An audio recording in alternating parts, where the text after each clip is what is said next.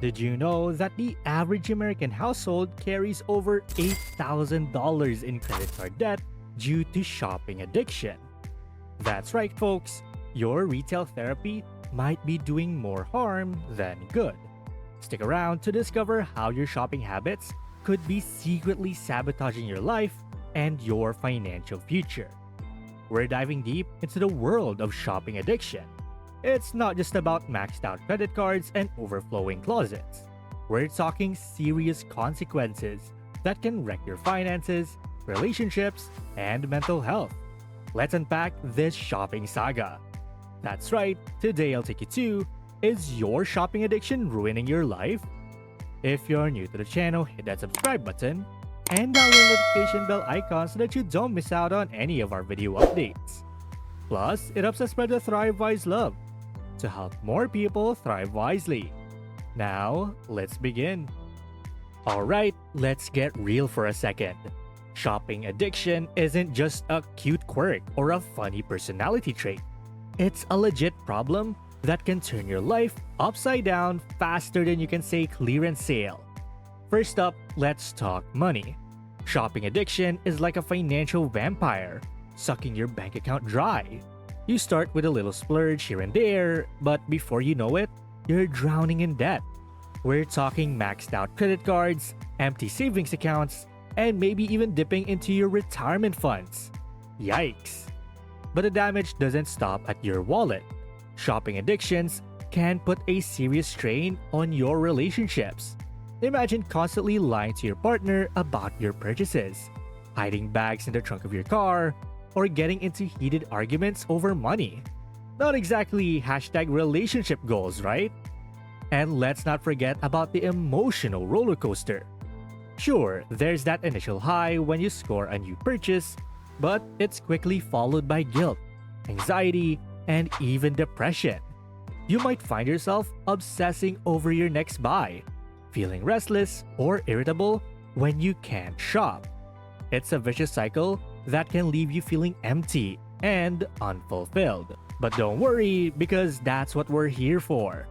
Let's dive into the psychology behind this retail rampage and buckle up, because we're about to take a wild ride through the brain of a shopaholic.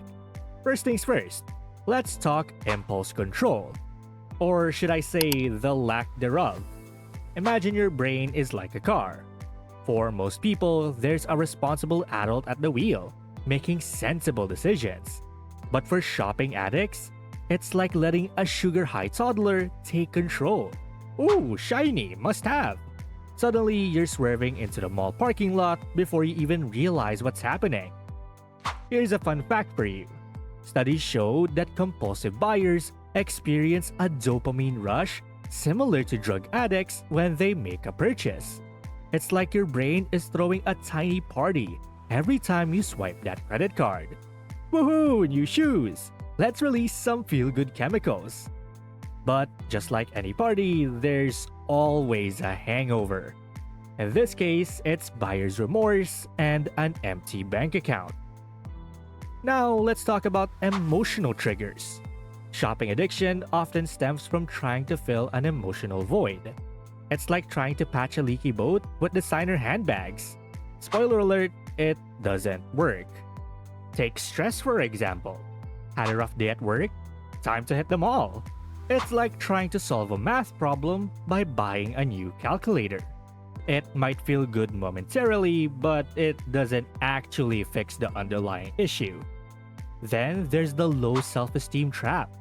Nothing boosts confidence like a new outfit, right? Wrong. It's a temporary fix at best.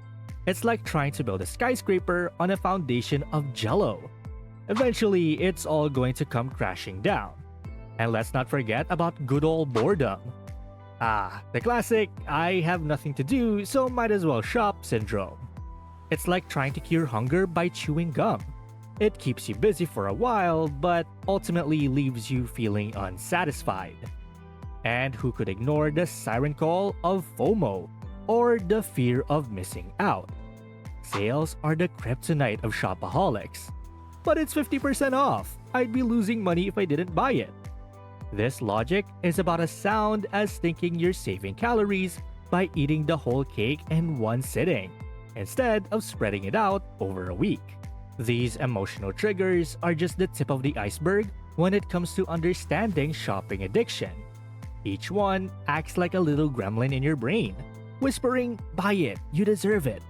But remember, these gremlins aren't your friends. They're more like tiny little con artists trying to separate you from your hard-earned cash. Here's another juicy tidbit. According to a study by the University of Bergen, about 5% of the population may suffer from shopping addiction. That's 1 in 20 people. Look around you next time you're at a mall. Chances are you're not the only one battling the urge to splurge. But wait, there's actually more.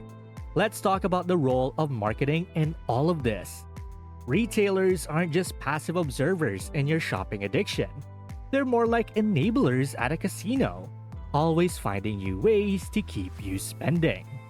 Those carefully crafted email subject lines, the strategically placed impulse buy items near the checkout, the limited time offers that create a sense of urgency, it's all designed to bypass your rational brain and appeal directly to your inner shopaholic. Did you know that the average person is exposed to between 4,000 and 10,000 ads per day?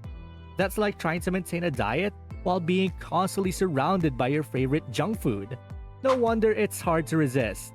And if that's not enough, how about we address the elephant in the room? Or should I say the smartphone in your hand? Online shopping has taken compulsive buying to a whole new level. It's like having a 24/7 mall in your pocket. Late night scrolling through Amazon, impulse buys on Instagram, the constant barrage of targeted ads, it's a shopaholic's dream. Or nightmare depending on how you look at it. Here's a scary stat for you.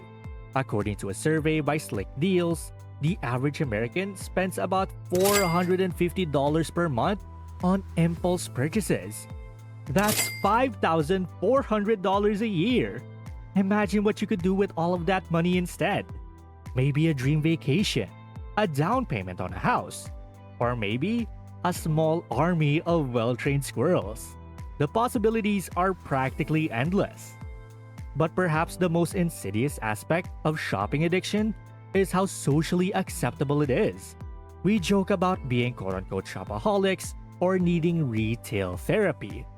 Heck, there are even TV shows glorifying excessive shopping habits. It's like we're collectively pretending that maxing out credit cards is just quirky behavior, rather than a serious problem. So, what's a poor shopaholic to do?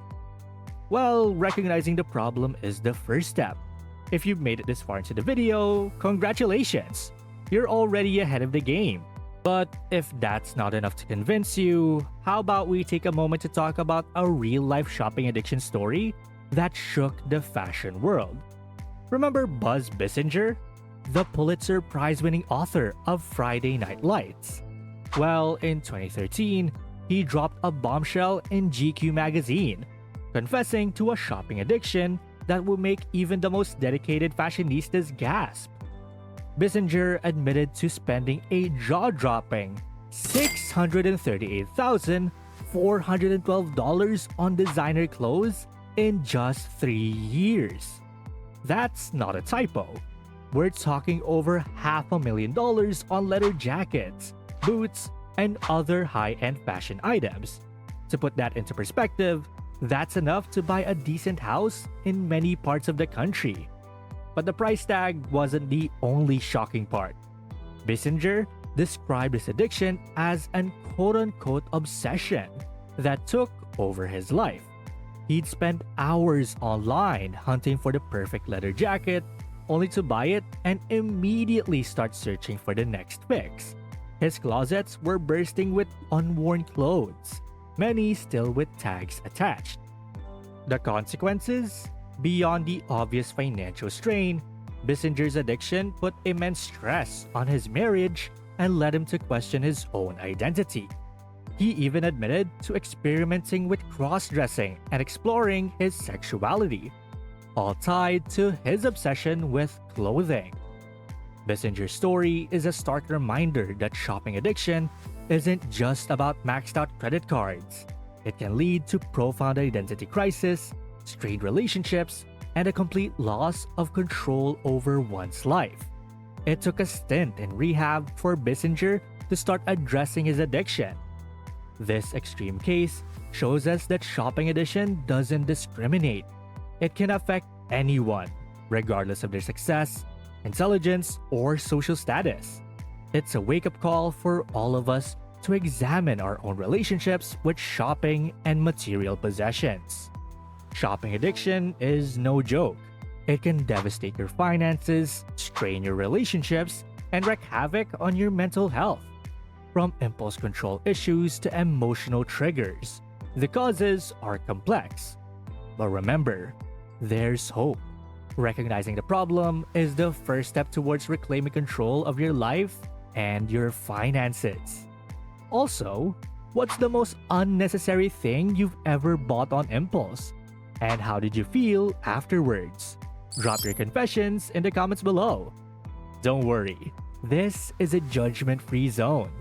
Well, that's basically, is your shopping addiction ruining your life? And thank you guys so much for watching today's video.